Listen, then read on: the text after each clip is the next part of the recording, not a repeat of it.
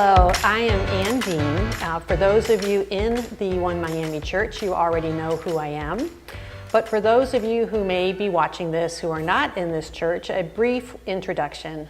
My husband is one of the elders here in this congregation, and I have been a member here for decades, literally.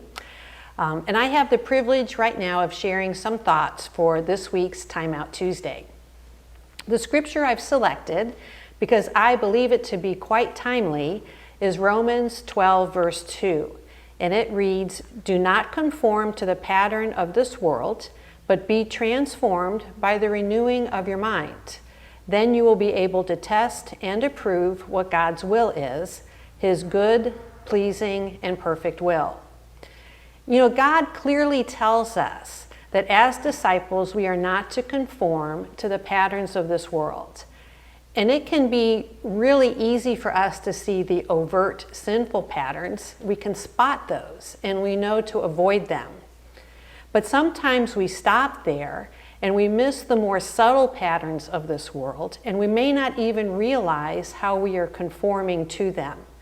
So my purpose here is to pique your thinking, to pose some ideas for you to consider as to how you may be conforming to patterns in this world.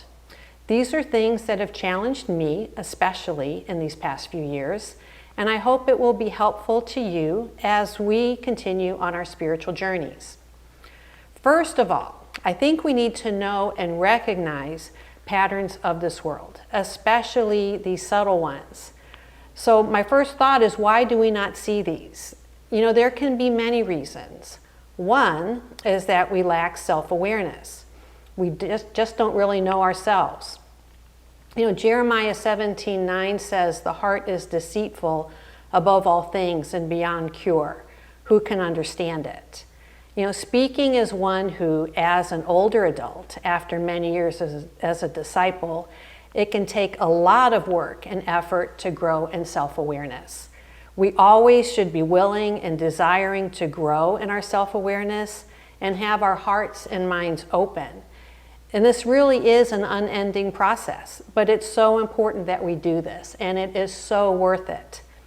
Another is that we simply don't see patterns because we are so used to them. They are comfortable to us, and they can become our truth, but that doesn't mean they're God's truth. As much as we like to see ourselves as independent thinkers, we are a product of our time. We are all shaped by the world in which we live, by our education systems, by our communities, life events, what we read, what we watch, what we listen to. And some patterns of this world that affect us are unique to us as individuals. They are based on our upbringing, our families, our circumstances.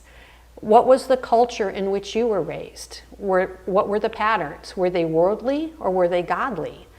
Was it loving and kind, seeking the good of others? Or was it seeking one's own good, or only the good of your nuclear family or those you're close to?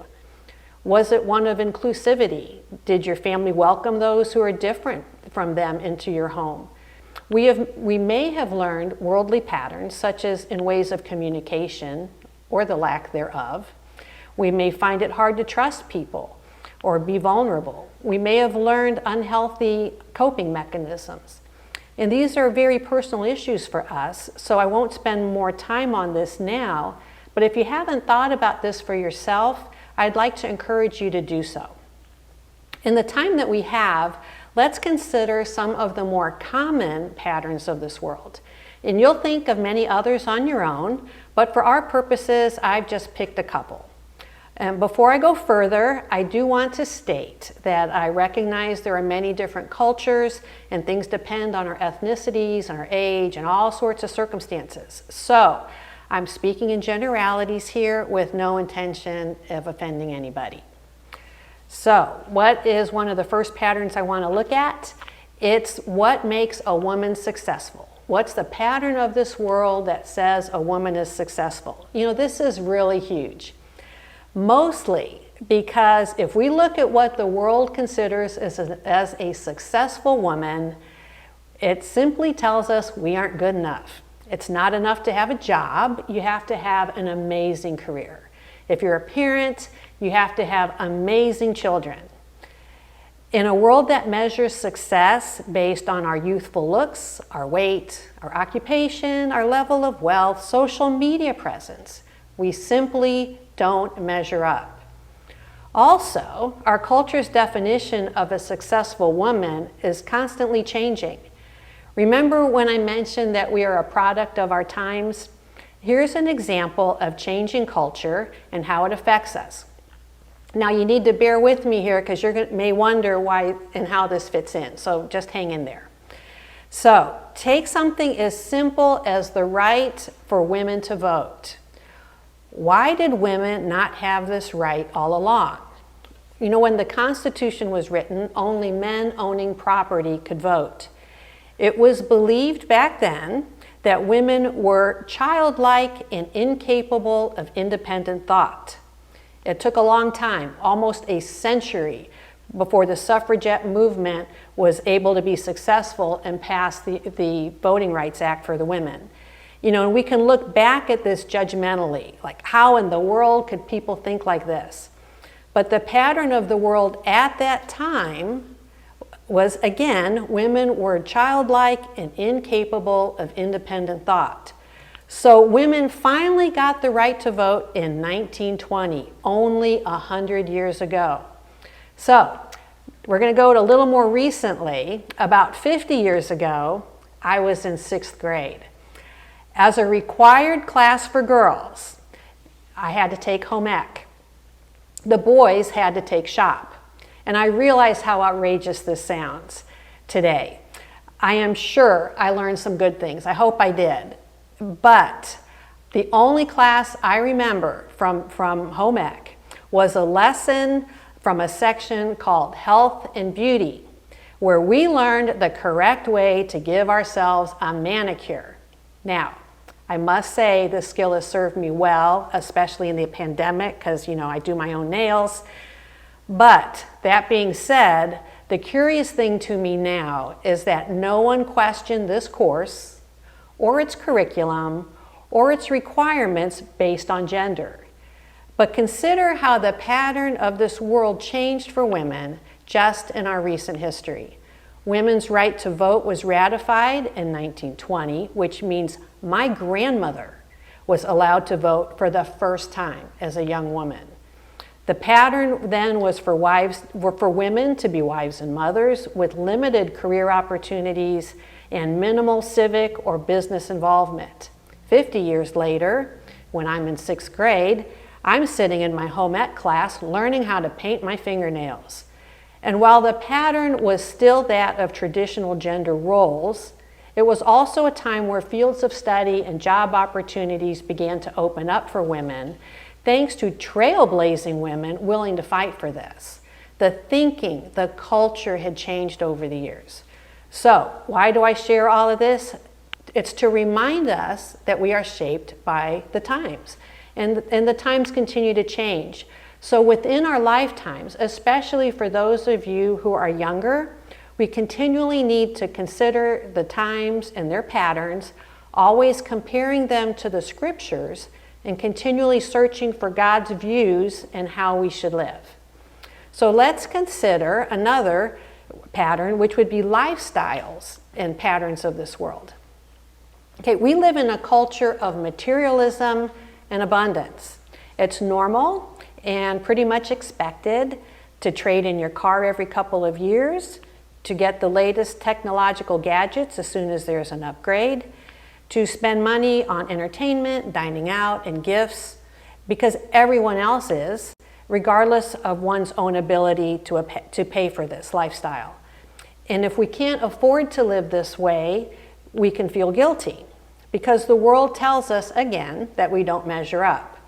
So some questions to ask ourselves, and I think especially in this time with the economic effects of the pandemic, which will be far-reaching, is one, we need to ask ourselves, are we spending what we don't have?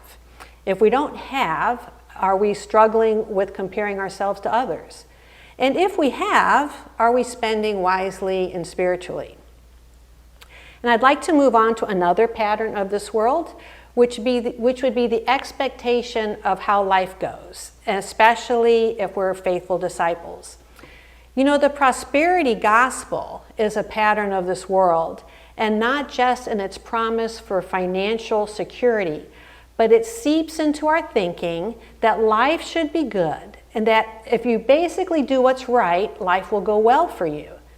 Well, what about when life doesn't go well?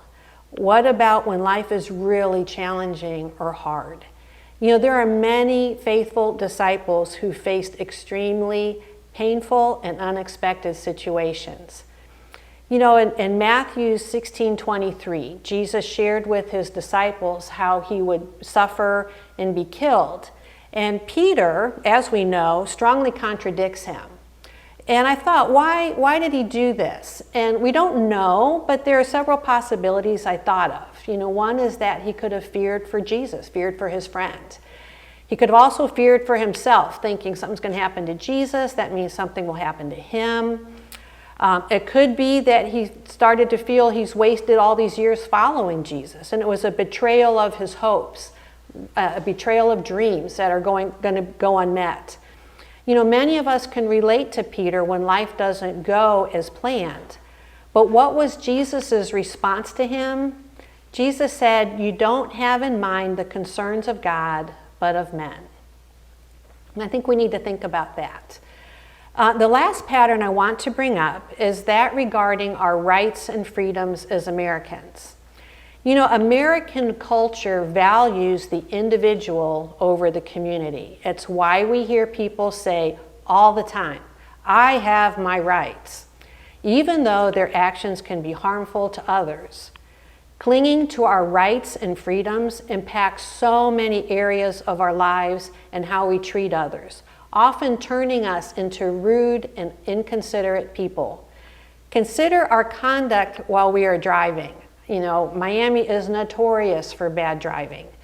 Or how we share things on social media. Are we conforming to the patterns of this world? Are we like all the other rude and inconsiderate drivers? Do we write posts in ways that are insulting or rude? Are we dismissive of others' opinions? And speaking of opinions, how often do you hear or say yourself, "I'm entitled to my opinion," which usually underlies an unwillingness to listen or consider the views and opinions of others. We should challenge our opinions and views. What are they based on? Why do I believe what I believe? We should always be open to consider. It doesn't mean your opinion's wrong, but don't be closed to something that could help you grow in understanding and wisdom. You know, this is something I have realized is true. We cannot learn something new if we are unwilling to let go of the old. And I'd like to take a minute to read something. This was written by one friend in response to a Facebook post of another friend. So I'm going to read this, hang in there, but it's really great. It's why I go on Facebook. "At the risk of being tiresome, I would like to make a point about opinions. Of course, everyone is entitled to their own opinion, but this doesn't really get us as far as we think. Opinions are either based on fact and well-formed, or based on error and ill-formed. Opinions are and should be subject to criticism." Man, I looked down and lost my place. Here we go. "I think that all too often we see our own self-expression as a good in itself, but it's only good insofar as it aligns with the truth. It's possible to hold an incorrect opinion, and when we do, we should be challenged and corrected so that we can come back into alignment with truth, with reality, and with God. There can be no repentance without exposing our opinions to critique. And, of course, if we're wrong, we should want to be corrected and to repent. It seems to me that you have many people on this website who love you enough to challenge you when they believe you're wrong, and that's a beautiful thing. I would not close off the possibility that the Holy Spirit may be speaking to you through the people in your life who love you enough to challenge you. I'm very grateful for the people in my life who have been patient enough with me to persist in correcting me. It's all too easy to retreat to an echo chamber where I only ever hear my own thoughts bouncing around. So while you are absolutely entitled to opinion, that doesn't make the opinion correct, nor does it shield the opinion from critique. And we shouldn't want it to be. So my response to this, wow, this is so different from the pattern of the world. Lastly, I just want to take a minute to mention God's solution to all of this, which, as it says in Romans 12, is for us to be conformed by the renewing of our mind. You know, transformation, real change, is so much more than just positive thinking. And how does this happen? You know, we probably already know this. The question is, are we doing this? You know, it happens through the scriptures. The question to always ask ourselves is, what do the scriptures teach about these issues? For example, how does God describe a successful woman? What does God say about our need to be good enough? What is God's view of suffering, trials, and challenges? And where is God when we're hurting? What does God say about our rights and freedoms? How we should consider others? You know, there are so many times I have literally had to force old thoughts out of my mind to make room for new thoughts. You know, and all of these are really big questions. They need and deserve time and effort on our part to work through.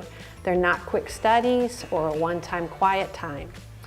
And of course, obviously we need prayer, and we need the Holy Spirit, and we need to listen to other people. You know, we need our good friends and those that we can share our honest thoughts with. So as I close, let me just mention let's remember to consider our lives. Am I conforming, or am I being transformed? Thank you so much.